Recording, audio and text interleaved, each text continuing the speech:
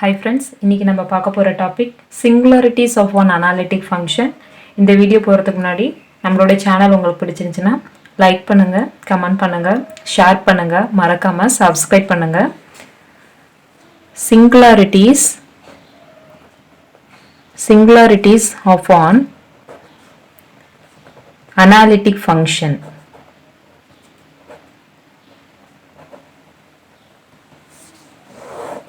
Here the first is singularity of an analytic function is function of z.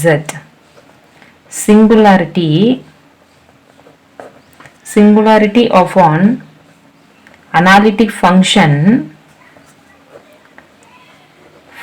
of z is a point where f of z ceases to be analytic. Ceases அப்படின்னா without stopping remaining. So f of z ceases to be analytic. அடுத்தது point, the function f of z is said to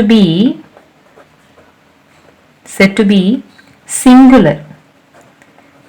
Said to be singular என்றாங்க எப்ப at infinity. If function of 1 by z is singular means எப்ப சிங்குலரா இருக்கும் அப்படின்னா at z equal to 0 இருக்கும்போது if function of 1 by z is சிங்குலரா இருக்கும். So இது ஒரு example. Next point பார்த்தீங்கன்னா z plane an analytic function have a number of singularities.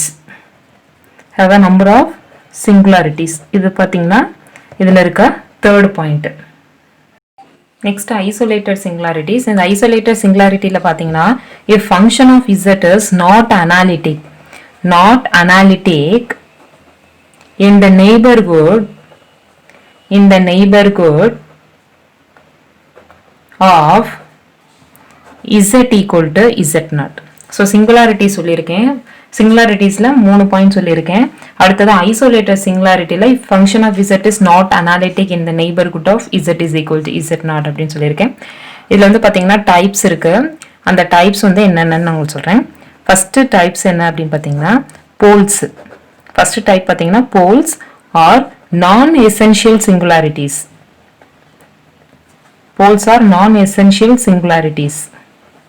அடுத்தது பார்த்தீங்கன்னா எசென்ஷியல் சிங்குலாரிட்டிஸ். இதில் என்ன சொல்ல வரோம் அப்படின்னா if function of z have an isolated singularity at z equal to z0, it can be represented by Lorentz series. So the equation பார்த்தீங்கன்னா function of z equal to summation of n 0 to infinity an z minus z0 the whole power n plus summation of n 1 to infinity bn divided by z minus z0 the whole power n. இதில் last series என்ன சொல்றாங்கன்னா principal part அப்படின்னு சொல்றாங்க. Last series என்ன சொல்றாங்கன்னா இதுல last series called principal part.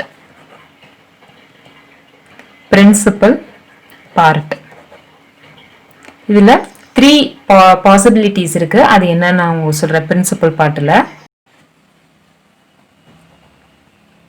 3 பாசிபிலிட்டிஸ்ல first வந்து பாத்தீங்கன்னா principal part of function of z consists of only finite number of terms. So இது என்ன வரும்னா function of z ன்றது summation of n 0 to infinity an z minus z0 the whole power n plus b1 divided by z minus z0 the whole power 1 இது எது வரைக்கும்னா bm வரைக்கும் வச்சுக்கிறோம். z minus z0 the whole power m. இதில் bmனு பார்த்தீங்கன்னா not equal to 0, bnன்னு பார்த்தீங்கன்னா இதில் வந்து equal to 0வாக இருக்கும். அதாவது n வந்து கிரேட்டர் than m-ஆக இருக்கும். ஸோ இதுதான் ஃபஸ்ட்டு பிரின்சிபல் பாசிபிலிட்டி. அடுத்த பாசிபிலிட்டி பார்த்தீங்கன்னா infinite number of terms. Infinite number of டர்ம்ஸுக்கு முன்னாடி சொன்னது ஃபைனட் நம்பர், இப்போ இன்ஃபைனட் நம்பர் ஆஃப் டர்ம்ஸுக்கு ஃபங்க்ஷன் ஆஃப் இசட்ன்றது summation of n 0 to infinitive an z minus z0 the whole power n plus summation of n 1 to infinitive bn z minus z0 the whole power n. இது எப்படி எழுதலாம்னா summation of n minus infinitive to plus infinitive an z minus z0 the whole power n ன்னு எழுதலாம். இது எதுக்குன்னா infinite number of termsக்கு. அடுத்தது வந்து பார்த்தீங்கன்னா contain no term அப்படின்னு பார்த்தீங்கன்னா contain no term coefficient of இந்த கண்டிஷனுக்கு coefficient of the bn value வந்து equal to 0. So function of zன்றது equal to summation of n 0 to infinitive an z minus z0 the whole power n ன்னு வரும். So இது 3 possibilities. Next entire function. Entire function. Entire functionல a function which is analytic. Function which is analytic everywhere in the finite plane. In the finite plane. அனாலிட்டிக்காக இருக்கும் finite planeல everywhere அப்படின்னு சொல்லி கொடுத்துருக்காங்க.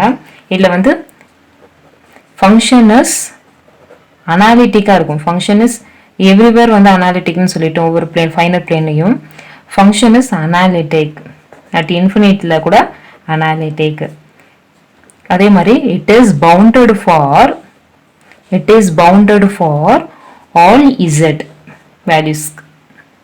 அதே மாதிரி இது வந்து கான்ஸ்டன்ட்டா இருக்கும். from Liouville's theorem it must be constant.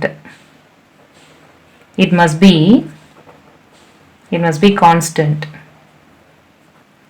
இந்த டெஃபினிஷன் அப்படின்னு பார்த்தீங்கன்னா இப்போ இதை தான் மீன் பண்ணுறாங்க. என்டையர் ஃபங்க்ஷன் அப்படின்னாலே எவ்ரிவேர் வந்து அனாலிட்டிக்காக இருக்கும் ஒவ்வொரு இதுலையும் அப்படின்றதான் இன்ஃபைனைட்டில் வந்து அனாலிட்டிக்காக இருக்கும் அப்படின்னு சொல்கிறாங்க. இது கான்ஸ்டண்ட்டாக இருக்கும் லியோவிலிஸ் எப்படி பார்க்கும்போது ஃப்ரம் லியோவிலிஸ் தியரம் இது வந்து கான்ஸ்டன்ட் சொல்கிறாங்க. இப்போ கான்ஸ்டன்ட் இல்லை அப்படின்னா the entire function which is not constant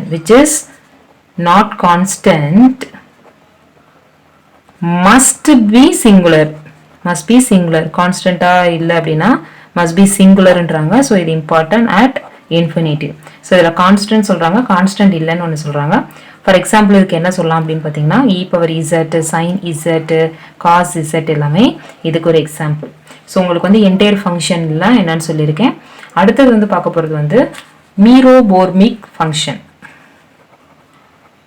Meromorphic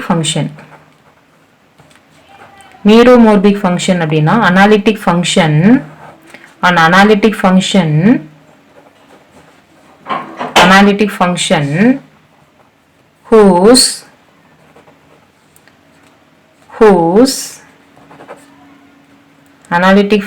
whose only singularities in the finite plane.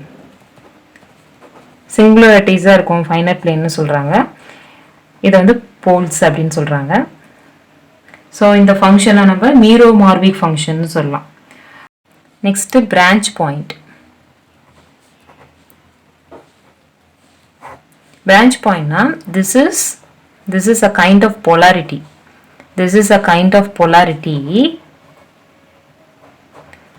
Quite different from poles.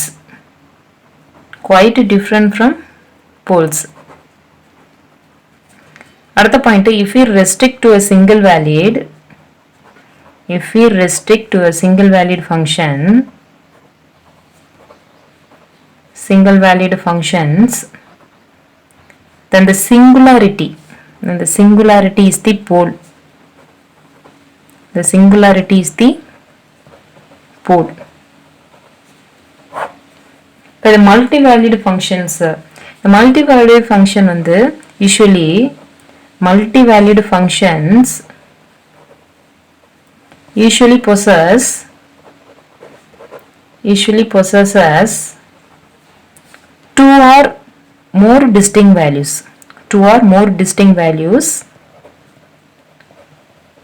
For each value of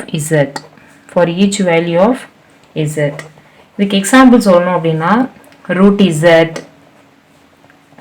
z இதில் n வரும். அதே மாதிரி z minus a, z minus b, log z power infinitive, sin inverse of z, cos inverse of z, இதெல்லாமே இதுக்கு example. branch point அப்படின்னு பார்த்தீங்கன்னா the point at which, இது அதோடைய definition, the points at which the values of branches of multiple valued functions become equal or infinite are called branch points. இதில் function of z equal to z power a. இதில் a வந்து பார்த்தீங்கன்னா not integer but it has a branch point. integer கிடையாது, ஆனால் branch point இருக்கு. இது பார்த்தீங்கன்னா suppose function of z ன்றது z square minus 1 the whole power 1 by 2 இருக்கு. ஸோ இதை வந்து எப்படி எழுதலாம்? z minus 1 the whole power 1 by 2, z plus 1 the whole power 1 by 2 எழுதலாம். இது வந்து பார்த்தீங்கன்னா has branch point singularities at z equal to plus 1, இன்னொன்று z equal to minus 1. So இது வரைக்கும் நம்ம singularities of an analytic function பார்த்துருக்கோம். இந்த வீடியோ உங்களுக்கு பிடிச்சிருந்துச்சுன்னா லைக் பண்ணுங்கள், கமெண்ட் பண்ணுங்கள், ஷேர் பண்ணுங்கள், மறக்காமல் சப்ஸ்கிரைப் பண்ணுங்கள். தேங்க்யூ.